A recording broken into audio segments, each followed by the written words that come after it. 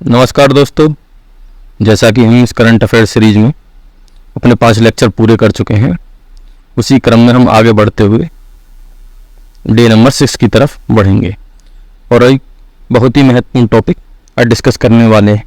ठीक है, जिससे किसी ना किसी एग्ज़ाम में एक ना एक क्वेश्चन ज़रूर पूछा जाता है। ठीक है, तो हम इसमें देखेंगे 2022 से 23 तक ऐसे कौन कौन से प्रोडक्ट हैं जिनको जीआई टैग मिला है।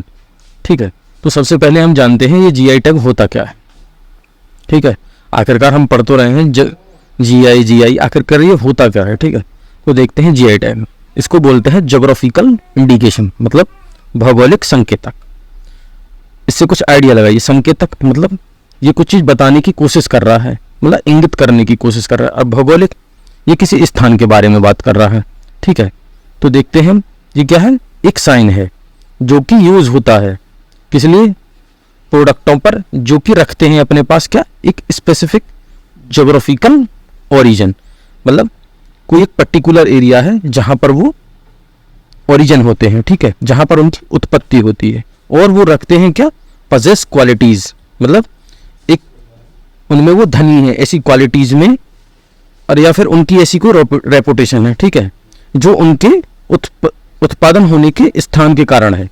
ठीक है, जैसे हम बोलते हैं हिमाचल की कांगड़ा चाय। ठीक है, और बोलते हैं हम दार्जिलिंग की चाय, बनारस की साड़ी।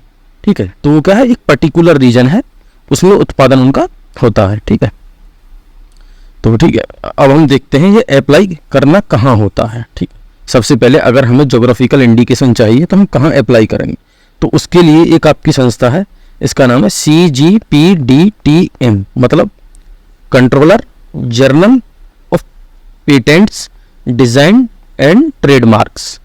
ठीक है, तो ये एक संस्था है जिसका हेडक्वार्टर आपका चेन्नई में है। ठीक है, और हम देखते हैं ये जो हमारा जीआई टैग होता है जो किसी भी प्रोडक्ट को मिलता है, वो होता कितने वर्ष के लिए, ये हमारा 10 वर्ष के लिए होता है, पर इसको रिन्यू भी हम करा सकते हैं। ठीक है, अब आगे चलते हैं, देखते हैं इसका फ़ायदा क्या है, आखिरकार जीआई टैग लेने का फ़ायदा क्या है। देखिए, कोई भी प्रोडक्ट है अगर उसके मूल्य में वृद्धि करनी है, जैसे आपने देखा होगा कि दार्जिलिंग की चाय है, उसके हम ज़्यादा पैसे देने को तैयार हो जाते हैं, तो क्या होता है, उसके मूल्य में वृद्धि हो जाती है। फ़ायदा इसका ये है। दूसरा, जो इससे जुड़े हुए लोग हैं उनकी अहमियत बढ़ जाती है, मतलब जो वहाँ काम कर रहे हैं, ठीक है, जो इसका उत्पादन कर रहे हैं, उनकी अहमियत बढ़ती है। और तीसरा होता क्या है, जो फेक प्रोडक्ट है, ठीक है, उसमें कमी आती है। मतलब इनके नाम से जैसे कोई भी अपना चाय बेच रहा है, जैसे दार्जिलिंग की चाय कहकर कोई भी बेच रहा है अपना प्रोडक्ट, अगर उस पर जीआई टैग नहीं है तो आप समझ जाएंगे, ठीक है, कि ये दार्जिलिंग की चाय नहीं है। तो इससे होता क्या है, जो तुम्हारा फेक प्रोडक्ट है वो नहीं बिच पाएगा। ठीक, एक इससे ये फायदा होगा, मतलब जो लाभ है वो उन लोगों तक ही पहुंचेगा जो उसका उत्पादन कर रहे हैं।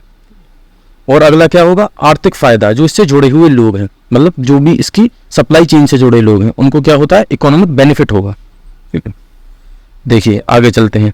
1999 में संसद क्या करती है, इसके उत्पादन के लिए, ठीक है, उत्पाद की जो रजिस्ट्रीकरण है और उसके संरक्षण को लेकर एक क्या बनाती है, एक एक्ट बनाती है। ठीक है, जिसका नाम है geographical indication of goods registration and protection act 1999। ठीक है, इसको बना देती है संसद। ठीक है, पर ये उसी टाइम लागू नहीं होता है, 2003 में इसको लागू किया जाता है। ठीक है, होता क्या है, अब देखिए इसके तहत होता क्या है, पूरे भारत में, ठीक है, एंटायर इंडिया में क्या होता है, जो प्रोडक्ट है उनको जीआई टैग देने का सिलसिला स्टार्ट हो जाता है। ठीक है, अब हम देखते हैं किन किन चीज़ों को 2022 से 23 के बीच हमारा जीआई टैग मिला है। ठीक है, आज यहाँ पे देखेंगे सबसे पहले 2022-23 भौगोलिक संकेतक यहाँ जीआई टैग दिया गया है। ठीक है, जैसलमेर का धातु शिल्प जो कि एक उत्पाद है, इसको 2023 में जीआई टैग दिया गया। कहाँ का है, उत्तर प्रदेश। देखिए, ज़्यादातर आपसे 2023 का पूछा जाएगा, मतलब जो करंट में चल रहा है। ठीक है, ऐसे तो बनारस की साड़ी होगी, आपको पता होगा। ठीक है, वेस्ट बंगाल का रसगुल्ला है, वो पता होगा। ठीक है, नहीं भी पता होगा तो कोई दिक्कत नहीं है। ठीक है, हम देखेंगे, आपको याद रखना है जो 2023 वाले हैं इनको ध्यान में रखना है।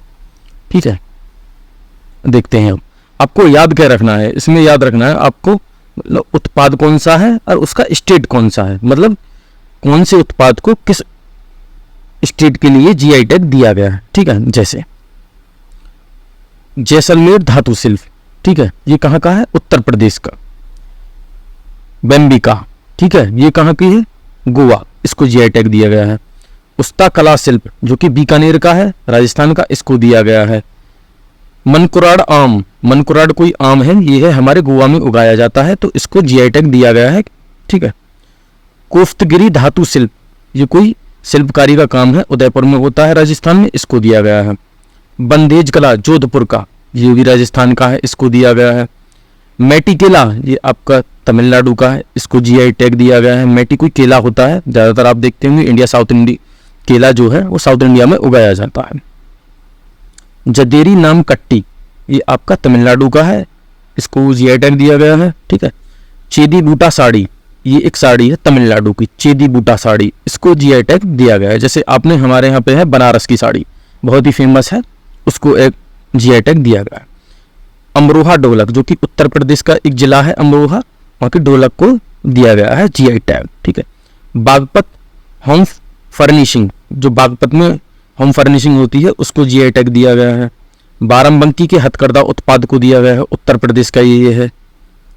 कल्पी हंस निर्मित कागज, जो कल्पी का कागज है ना, हस्म निर्मित कागज, उसको दिया गया है, ये भी हमारा उत्तर प्रदेश का है। महोबा गोरा पत्थर हस्तशिल्प, ठीक है, हस्तशिल्प का मतलब है जो कि हाथों से, ठीक है, उत्तर प्रदेश का, इसको भी जीआई टैग दिया गया है। मैनपुरी की तारकसी को दिया गया है, ये भी उत्तर प्रदेश का है। आथुर पान का पत्ता तमिलनाडु का है, ठीक है। कारी इशाद आम उत्तरी कर्नाटक का है। अराकू वैली कॉफी व काली मिर्ची आपका आंध्र प्रदेश का है, आपको ध्यान रखना है इसको। मनामदुरई मृदभांड कंबन अंगूर, मतलब ये घड़ा टाइप, इनको तमिलनाडु के दिया गया है। गोंड पेंटिंग, आपको ध्यान रखना है, ये कोई जनजाति नहीं बनाया है, जो कि गोंड है, ठीक है। मुरैना गजक, ठीक है, मध्य प्रदेश, इनको दिया गया है। गोंड आपने अगर RRR मूवी देखी हो, उसमें जो वो हीरो है वो गोंड जनजाति से ही है। रीवा के सुंदरराज, सुंदरराजा आम, सरबती गेहूं, मध्य प्रदेश, इनको दिया गया है, ठीक है। लकड़ी की नक्काशी कला, ये कहाँ की है, लद्दाख की अपना, इसको ध्यान में रखना है। नागरी दुबराज चावल है, ये कोई छत्तीसगढ़ का, जैसे आपने सुना होगा बासमती चावल, ठीक है, अमिताभ बच्चन जी जिसका ऐड देते हैं, उसको जीआई टैग मिला हुआ है, ठीक है। मरचा चावल, ये कि पश्चिमी चंपारण जिले का है, बिहार का, इसको भी जीआई टैग दिया गया है। बसोली पेंटिंग, ये आपकी जम्मू कश्मीर की है, इसको दिया गया है।